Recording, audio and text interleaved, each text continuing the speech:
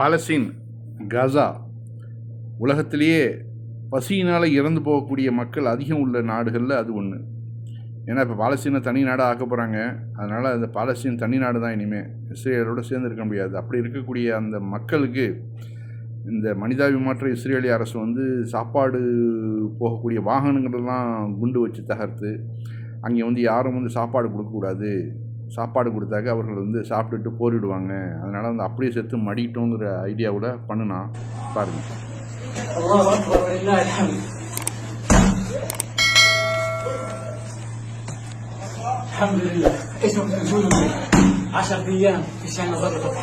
எது ஒன்று கிடைச்சாலும் இறைவனுக்கு நன்றி செலுத்தணும் இல்லையா?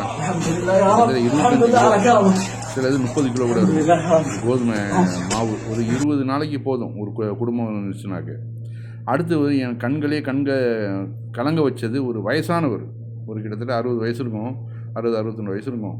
அவருடைய குடும்பத்துக்காக ஒரு 25 கிலோ கோதுமையை வந்து தோளில் சுமந்துட்டு வந்து அப்படியே ரொம்ப கஷ்டத்தோட 25 கிலோலாம் 60-65 வயசுலலாம் தூக்குறது கொஞ்சம் சிரமம் தான். 25-30 கிலோலாம் அது அங்கேருந்து அந்த கோதுமை பையை தூக்கிட்டு வந்து வீட்டில் தூக்கி போட்டுட்டு அப்படியே குலுங்கி அழுகுறாப்புல. ஒன்று நன்றியினால் இறைவனுக்கு நன்றி செலுத்தி குலுங்கி அழுகிறாப்புல.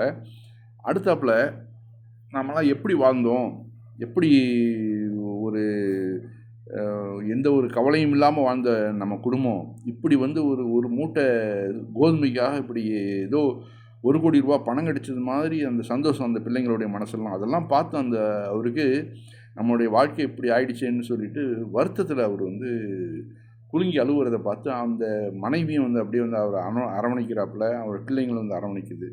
இது வந்து உலகத்தில் வந்து காண முடியாத ஒரு காட்சி இது. அதை நான் பார்த்துட்டு என்னுடைய கண்களும் அப்படியே கலங்கிடுச்சு. சாதாரணமாக எந்த ஒரு படத்தையும் பார்த்து காணொலியும் பார்த்து கலங்காத என்னுடைய மனசு கூட அப்படியே கண்கள்லேருந்து அப்படியே தண்ணீர் வர ஆரம்பிச்சிச்சு ஆட்டோமேட்டிக்காக. இறைவன் வந்து இனிமேலாவது அவர்களை வந்து நல்ல ஒரு நிலைமைக்கு கொண்டு வரட்டும். இந்த இஸ்ரேலிய யூதர்களுடைய சவகாசம் இல்லாமல் அவர்கள் தங்களுடைய வாழ்க்கையை அமைச்சுக்கிட்டோம் அப்படின்னு நான் வந்து இறைவன்கிட்ட பிரார்த்தனை செஞ்சேன். நீங்களும் பிரார்த்தனை பண்ணுங்கள். இந்த நிலைமை வந்து உலகத்தில் வந்து எப்படி தங்களுடைய எதிர்காலம் எப்படி போனாலும் போயிட்டு போகுதுன்னு சொல்லிட்டு அவர்களுக்கு வாழ்வு கொடுத்ததுனால வந்த வினை இது. அப்போவே வந்து அந்த இஸ்ரேலிய அந்த ஜியனிஸ்டுகளை வந்து நாட்டுக்குள்ளே உள்ளே வரவிடாமல் தடுத்துருந்தாங்கனாக்க இன்றைக்கி இவர்களுக்கு இந்த நிலைமை வந்திருக்காது. பாவப்பட்டாங்க. ஏதோ ஒரு காலத்தில் இவர்களும் வந்து நம்முடைய இனம் தானே, யூதர்களாக மாறினதுனால தானே இப்படி போயிட்டாங்க, சரி வந்து இருந்துட்டு போட்டோம், நாடற்றவர்களாக இருக்கிறாங்களே, அங்கே வந்து ஜெர்மனில் வந்து ஹிட்லர் ரொம்ப கொடுமைப்படுத்திட்டானே, சரி அவர்களுக்கு வந்து நம்ம வந்து அடைக்கலம் கொடுப்போம்னு சொல்லி அந்த மக்களுக்கு வந்து சிறுக கொஞ்சம் கொஞ்சமாக அடைக்கலம் கொடுத்ததுனால உண்டகத்துக்கு 2 அகம் விளைவிக்கிறது மாதிரி அந்த இருக்கிற மக்களுக்கு இடைஞ்சலை கொடுத்துக்கிட்டு இருக்கிறான். இதே தான் நம்ம நாட்டிலையும் நடந்துச்சு. 4000 வருஷம் 5000 வருஷத்துக்கு முன்னாடி கைபர் பலன் கணவாய்களை உள்ளே வந்தாங்க. உள்ளே வந்து சிறு நாட்டை பிடிச்சாங்க. நாட்டை பிடிச்சிட்டு இன்றைக்கி வந்து அதாவது அந்த நாட்டு குடிமக்களையே வந்து நீலாம் வந்து அகதிகள் முன்ன வந்து டிடெக்ஷன் கேம்பில் கொண்டு போய் போடுறேன் அப்படின்னு சொல்கிறாங்க பார்த்தீங்களா. சேம் அதே தான். அன்றைக்கி அவர்களுடைய பிரிவினர்கள் தான், அந்த யூதர்களுடைய பிரிவினர்கள் தான் அந்த கைபர் பலன் கணவாய் வழியாக வந்தது. யூதர்களுக்கும் அவர்களுக்கும் நெருங்கிய தொடர்பு உண்டு.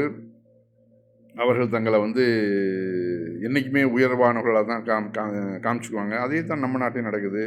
என்ன போனாலும் சரி, எது வந்தாலும் சரி, நாங்கள் உயர்ந்தவர்கள், நாங்கள் வந்து டேபிள் சேர் வேலைக்கு என்ன வேணாலும் பண்ணுவோம், எந்த வகையிலையாவது நாங்கள் அதை வந்து ஆக்குபேட் பண்ணுவோம், அந்த வேலைக்கு வந்து யாரும் போட்டிக்கு வந்துடக்கூடாது அப்படிங்கிறதுலாம் ரொம்ப ரொம்ப கவனமாக இருக்கிறாங்க.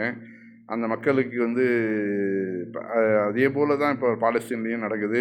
பாலஸ்தீன மக்களுக்கு இனிமேலாவது ஒரு நல்ல எதிர்காலம் கிடைக்கட்டும்னு நம்ம பிரார்த்தனை முடியும்.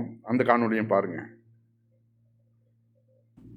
அவரோட வயசு என்ன, 60, அதாவது 30 கிலோ 25 கிலோ அந்த இதை தூக்கிட்டு வந்து அப்படியே போடும்போது அவரே மயங்கிட்டு அப்படியே விழுகிறார் கீழே. அதே போல் ஒரு இளைஞன் 25 வயசு இருக்கும்னு நினைக்கிறேன். அந்த பையனும் என்ன பண்ணுறான், இதே மாதிரி ஒரு 25 கிலோ கோதுமை மாவை எடுத்துகிட்டு வந்து, ஏன்னா இந்த அரபுகளுடைய முக்கிய உணவே வந்து இந்த கோதுமை ரொட்டி தான். அது இருந்துட்டால் போதும், இதை 2வது இந்த ஒரு 25 கிலோவில் வந்து எத்தனையோ ஒரு 20 நாளைக்கு வச்சு சாப்பிட்லாம் ஒரு ஃபேமிலி. அந்த அளவுக்கு அதுலேருந்து இறைவன் வந்து பராக்கத்தை அபிவிருத்தியை கொடுக்குறான். அந்த சின்ன சின்னதாக தட்டி வச்சு அடுப்பில் சூடு பண்ணி அவர்கள் வந்து ஹுபுஸ்ன்னு சொல்லுவோம்ல, அந்த ஹுபுஸ் வந்து தயார் பண்ணுறதுல அவர்கள் வந்து அவர்களுடைய பாரம்பரிய உணவு நமக்கு எப்படி அரிசி உணவு பாரம்பரியமான உணவாக இருக்குதோ அதே போல் அவர்களுக்கு இந்த கோதுமை ரொட்டி தான். அதை வந்து அந்த இளைஞன் பாருங்க போட்டு ஒரு பெரிய உலகத்திலே மிகப்பெரிய ஒன்று சாதிச்சது மாதிரி அவன் வந்து காமிக்கிறான். இப்போதான் வந்து நிறைய உணவு உணவு பற்றாக்குறையினாலேயே பல ஆயிரக்கணக்கான மக்கள் இறந்துருக்கிறாங்க. இனிமேலாவது அந்த மக்களுக்கு ஒரு நல்ல விடிவு காலம் கிடைக்கும். இங்க பாருங்க எல்லாம் வந்து ட்ரக்குகள் வந்து இறங்குது, வானத்திலிருந்து ஹெலிகாப்டர்கள் வந்து போட்டுட்டு போறது இருக்குது. அவர்கள் பாருங்க 50-60 ட்ரக்குகள் போயிருக்குது, இன்னும் வந்துட்டு இருக்குது. உலகத்துல எல்லா மக்களும் வாரி வாரி கொடுக்குறாங்க. அந்த மக்களுக்கு வந்து உணவு பொருட்கள் இனிமே வந்து கொஞ்சம் கவலை இல்லாமல் இருப்பாங்க. அதாவது பசி வந்தா பத்தும் பறந்து போகணும்னு சொல்லுவாங்கல்ல, அந்த பசி கொடுமையை வந்து அனுபவிச்சிருக்கிறாங்க. இனிமே ரொம்ப ரொம்ப கரெக்டாக இருந்திருப்பாங்க. அதே போல் எகிப்தியர்களால் கடலில் வீசப்பட்ட உணவு போத்தல்கள் பாலஸ்தீனியர்கள் பெற்றுக்கொண்டனர். அந்த காணொலியும் நம்ம பார்க்குறோம். எகிப்திலேருந்து தூக்கி போட்ட பாட்டில்களில் அடித்து கிட்டத்தட்ட ஆயிரக்கணக்கான உணவுப் பொருட்கள் அப்படியே பேக்கிங் பண்ணி அனுப்பி விட்டாங்க கடலில். அது அப்படியே அலைகளில் கொண்டு போய் வந்து காசாவில் கொண்டு போய் சேர்த்துருக்குது. அவர்கள் இறைவன் அந்த எப்படி எந்த வகையிலையாவது அவர்களுக்கு உணவு கிடைக்கட்டும்னு இறைவனுடைய ஏற்பாடாகவும் இருக்கலாம்.